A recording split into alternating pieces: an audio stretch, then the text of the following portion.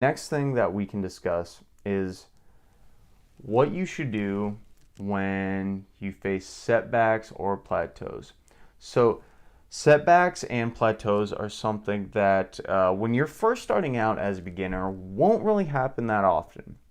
And this is a great thing because it's very easy to go into the gym when you are constantly progressing, constantly losing weight, and constantly looking better. But at some point, if you get way far in your fitness journey, you could have a setback or a plateau where numerous different things could happen. Okay, so setback could range from something like an injury.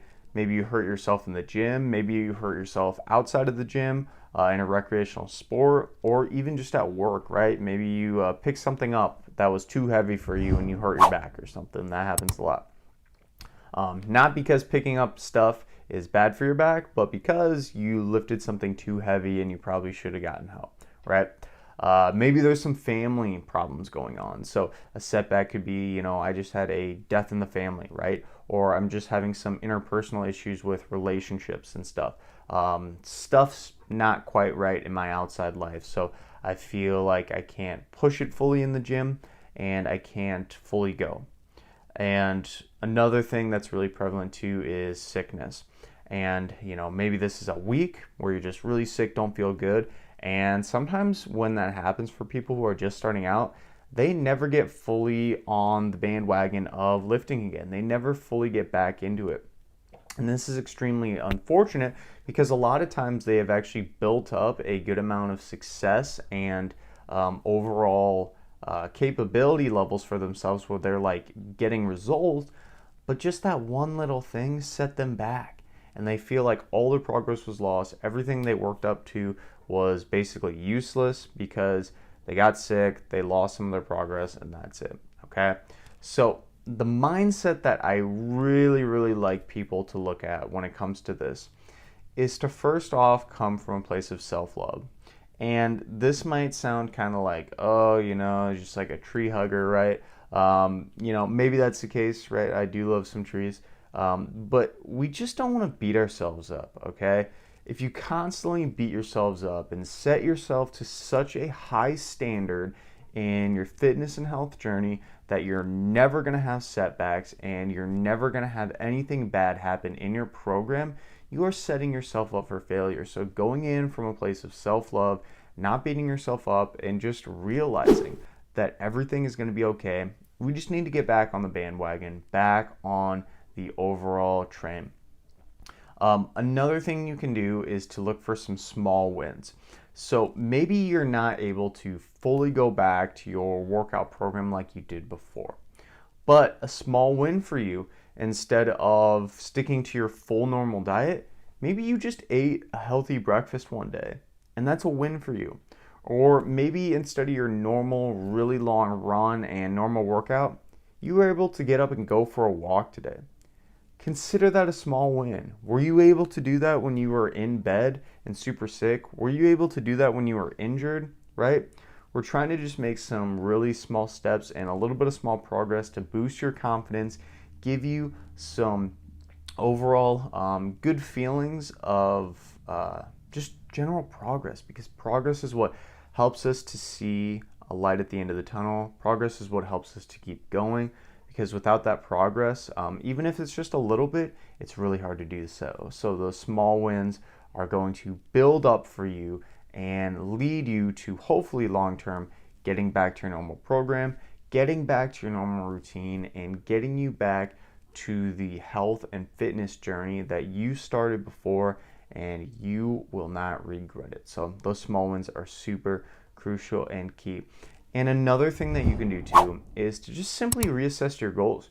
You might realize that after this setback, after this sickness, that you aren't as ambitious about going super, super hard and getting stronger and building muscle. But maybe you're at a position where you saw somebody who's doing a sport and you're like, I want to try out that sport and I'm just going to kind of shift my goals and work on that. Or maybe you're going to focus a little more on other aspects of health. So maybe you're going to take a step back from working out a super bunch. You're still going to work out because it's important, but Maybe you're going to try to work on your emotional connections or your mental health and try to de-stress your body, right? Your goals can and should change when you feel like you need to. If they don't serve you anymore and if they don't really offer you much in your life, it's a great time to say, hey, right now I'm coming back from this setback. I'm going to pivot my goals a little bit. Maybe they'll come back to those goals that I used to, but for now, I'm a different person than I was, 2, 3, 4 months ago, and that's perfectly okay. Let's move ahead from today on. So plateaus are a little different. Plateaus are going to be something where you've hit a sticking point where you can't reach success anymore. So this isn't necessarily a setback because somebody who's plateauing has still been consistent and has still been doing it long term. But a lot of these same mindset things can go for them as well. So some examples of plateaus could be somebody who is trying to lose some weight. So maybe they've gotten to a point where they've lost 10 pounds in, 3 months, right? And that's great. But they can't seem to shed any more weight. It seems like everything they do, it just doesn't work for them. Or maybe somebody is trying to gain a bunch of strength, right? So they've hit a plateau where it's like, okay, I am doing super heavy lifts in the gym. I'm lifting, maybe 200 pounds on bench press, right? That's my 1 rep max. But I can't get above that. I can't get to 205. I can't get to 210. Those are examples of plateaus. You've hit a sticking point where progress has no longer worked well in your favor for a basically linear way, right? So to get through this, I want to pose this question of what got you there to begin with? So what got you there to begin with and what got you to lose some weight and get strong is by being consistent and by having a certain level of intensity with that consistency. So let's look at this from the aspect of losing weight. You were consistent in that you were likely eating less food than you needed every single day. You were eating less calories than you needed every single day to burn weight. So you were eating under your maintenance calories, right? And you were doing that at a certain intensity. So you were eating probably at least 300 to 500 calories less than you needed to every single day. If you didn't follow this level of intensity and you weren't consistent with it, you would not have gotten up to this point, right? This point is a reflection of all those little actions you did. So to break through this, this is going to seem kind of like a dad moment where I'm sure you don't want to hear this, but we still need to be consistent and we just likely need a little more intensity.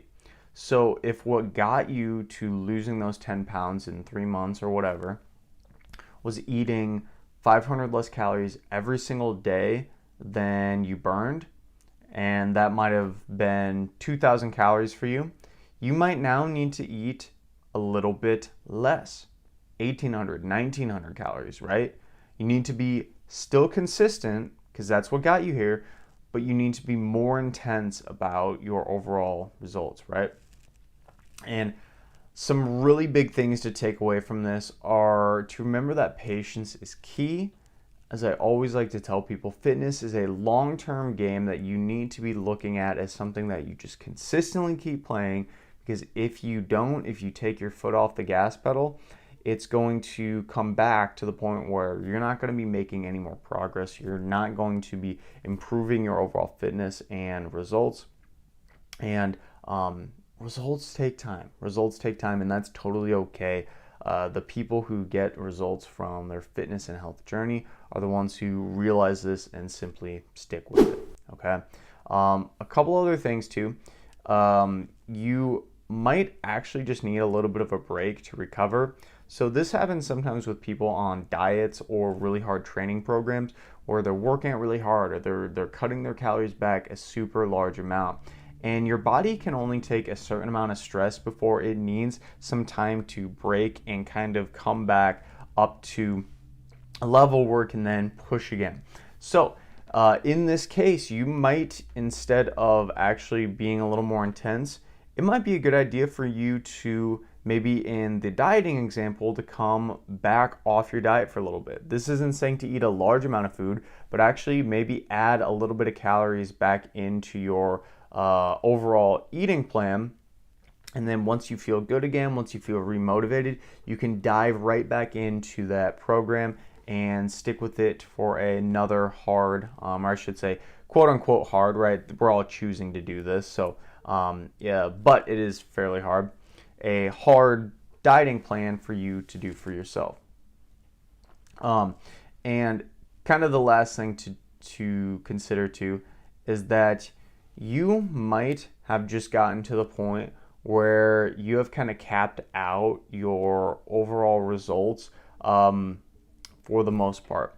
So what I mean by this is that there becomes a point of diminishing returns when it comes to weight loss or gaining strength or gaining muscle, where you will gain a large amount of muscle and strength very quickly, but you will then get to this point where you've gotten most of what you can get in your lifetime. And this depends on how good your genetics are and how quickly you'll get to this. And then it will come to a point of, instead of this really quick, rapid growth, you're going to then taper off to very, very slow growth. So you might just be at a point where you have either lost a lot of weight and you're already really lean, and it's going to be much harder and slower for you to lose more weight, or you've already gained a bunch of strength and have gotten to the point where getting even 5 more pounds on your bench press, or just getting a little bit more muscle on your body is, I'm not going to say impossible because it's not possible, but it is nearly impossible, okay? If you're in that position, just realize, hey, you're in the 90%.